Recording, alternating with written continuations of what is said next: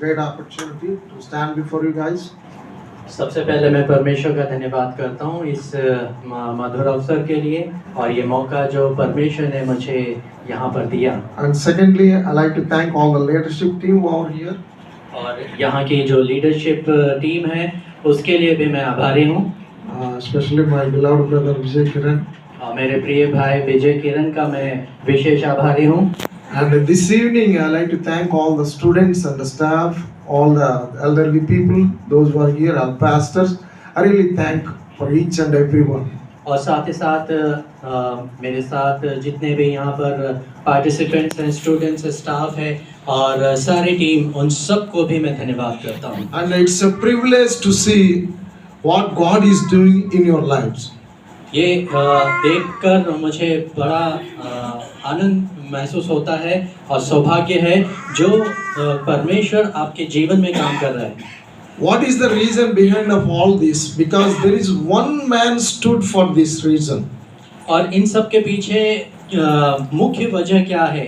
एक व्यक्ति है जो इन सब के पीछे जिसकी मुख्य वजह बनती है। When I came in 1999 to Indore with Goa outreach team, जब मैं 1992 में यहाँ पर आया था गोवा आउटरीच टीम लेकर, there was one man. और उस समय एक व्यक्ति थे यहाँ पर। There was a great vision for him towards the Indore city. और उनके लिए, उनके पास में इंदौर शहर के लिए एक बहुत बड़ा दर्शन था। And he was the person he stood for the God's vision. और वे ही व्यक्ति थे जो परमेश्वर के इस दर्शन के लिए वे खड़े रहे, डटे रहे। And I want to tell his name. He is the person. He is Brother Ramchand. और उन व्यक्ति का नाम मैं बताना चाहता हूँ, वे ब्रदर रामचंद हैं। So God fulfilled his vision. और परमेश्वर ने जो दर्शन उनको दिया था, परमेश्वर ने ही उस दर्शन को यहाँ पर पूरा To किया। run the mega DTS. और इस मेगा DTS को रन करने, चलाने में भी परमेश्वर का ही योगदान है। It did not happen in one day or 1 year or 10 years, but it took long time to fulfill the vision. लेकिन जो आज हम देखते हैं उस दर्शन को, इसको पूरा होने में 1 साल नहीं लेकिन 10 साल और उससे भी अधिक वर्ष लगे। As a part of the vision, you are all here today. Amen. उस दर्शन का एक भाग आप सब लोग हैं जो आप यहाँ पर उपस्थित हैं। I want to encourage you, if one person can do many things, how many of you can stand and God, you can do for God many things. तो उसके माध्यम से मैं आप सबको प्रोत्साहित करता हूँ कि जब परमेश्वर एक व्यक्ति के द्वारा इतना सब परमेश्वर का कार्य कर सकता है, तो आप में से प्रत्येक के साथ में भी परमेश्वर बहुत कुछ कार्य करेगा। Don't go with empty hands after finishing completion of your DTS. इस DTS को पूरा करने के बाद में ऐसे ही खाली हाथ वापस अपने घर पर न लौट जाइए। Okay, this is not enough to finish your course. और ये ही काफी नहीं है कि आपने कोर्स कंप्लीट कर लिया तो आपका सब काम पूरा हो गया। Discipleship is not ended up with one day with a certificate. और ये जो शिष्यता का जो कार्य है वो एक कोर्स या एक सर्टिफिकेशन के साथ ही समाप्त नहीं होता। Most of us we think I completed my DTS, so now I'm very perfect. Most of them they will think. आप में से कई लोग ऐसा विचार रखते होंगे कि हाँ अब तो मेरा DTS हो गया है और सर्टिफिकेट मिल गया है, अब तो कुछ किसी चीज की जरूरत नहीं है। But discipleship is throughout our life and end of our life, till the end of our life we need to learn.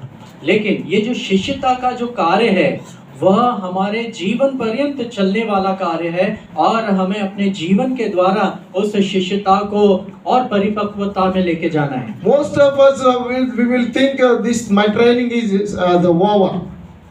आप में से अधिकांश ये सोचते होंगे कि अब तो मेरी ट्रेनिंग पूरी हो गई है, काम खत्म हो गया। They will do quiet time here, they will pray here, they will read the word of God, but they worship here. After going home, everything they will forget.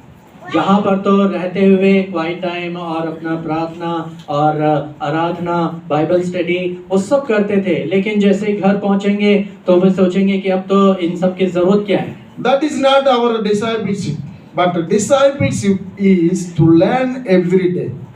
So शिष्यता का ये मतलब नहीं है, लेकिन शिष्यता का सही अर्थ ये है कि हमें हर दिन अपने जीवन में सीखते रहना है। And secondly, I want to tell you is the goal to reach your life, the purpose of God in your life.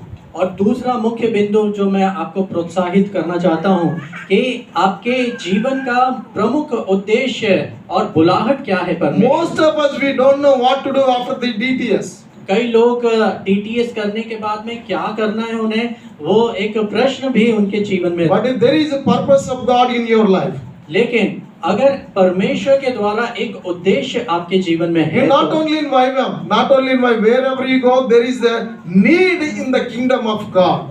ये केवल YWAM से संबंधित बात नहीं है, लेकिन जहाँ कहीं भी आप किसी भी क्षेत्र में कहीं पर भी जाएं, If God is calling you, come back to the YWAM and serve in YWAM.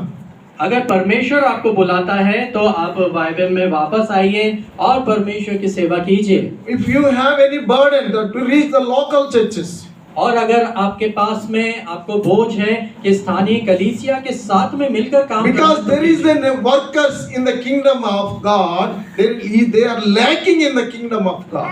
क्योंकि हम देखते हैं कि परमेश्वर के राज्य में जो सेवक लोग हैं उनकी प्रायः कमी पाई जाती है। People are really looking for the faithful people to serve them. लोग ऐसे सेवक लोगों जो विश्वास योग्य सेवक हैं उनकी और वो दृष्टि करते हैं और उनको खोजते हैं। They don't ever think, I can't do anything, but you can do. There is a need in the kingdom of God. So ऐसा ना सोचिए कि मैं तो कुछ नहीं कर सकता, लेकिन परमेश्वर के राज्य में आपकी जरूरत है और आप बहुत कुछ कर सकते हैं। Amen. आमीन। God's need you because there is a great need in the kingdom of God. So परमेश्वर आपको चाहता है और परमेश्वर के राज्य में आपकी जरूरत भी है। Don't live wasteful life in your life. Don't waste your life. आप अपने जीवन को ऐसे ही निरर्थक व्यर्थ न गंवाएं। You are not waste. Thus God has created you in one image. He has placed you many things in your life. परमेश्वर के द्वारा बनाए गए हैं। आप अपने जीवन को व्यर्थ ना करें, लेकिन परमेश्वर ने आपको एक उद्देश्य के साथ में भेजा है। And the third thing I want to tell you, be available to God.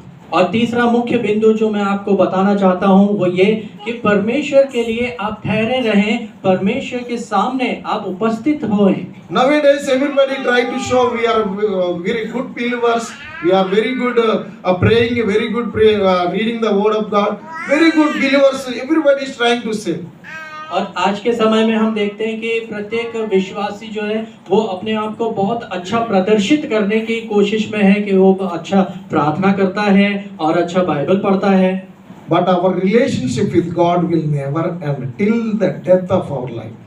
लेकिन बात यह है कि हमारा परमेश्वर के साथ में जो संबंध है वो हमारे जीवन के आखिरी क्षण तक वो सर्वोपरि वो बात होती है। Amen. आमीन। Don't ever think that the DTS will teach you only quiet time and reading the word of God, praying, worshiping, after that living from here, everything forgetting. We don't need God anymore after leaving this place. So आप इस तरह का विचार ना कीजिए कि अब तो ये DTS हो गया है, खत्म हो रहा है, यहाँ पर जो भी क्वाइट टाइम और प्रार्थना और बाइबल स्टडी वो यहीं तक सीमित है। अगर ऐसा आप सोच रहे हैं तो ये ऐसा सोचते हुए आप न जाएं। So this is the problem with most of us. After leaving the DTS, we are forgetting God. So अधिकांश सबके साथ में यही बात होती है कि जब वे DTS पूरा करके अपने अपने स्थान पर लौटते हैं तब वो अपने पुराने जीवन में ही और दिनचर्या में ही वापस लौट जाते हैं। That's the reason they are not able to find the purpose for their lives. और यही एक मुख्य कारण बनता है कि DTS करने के उपरांत भी वे अपने जीवन में क्या उद्देश्य परमेश्वर रखता है उसे नहीं जान पाते। So be available to God all the time throughout your life. इसीलिए ये बहुत महत्वपूर्ण है कि आप परमेश्वर के लिए उपस्थित रहें, उसके समक्ष बने रहें।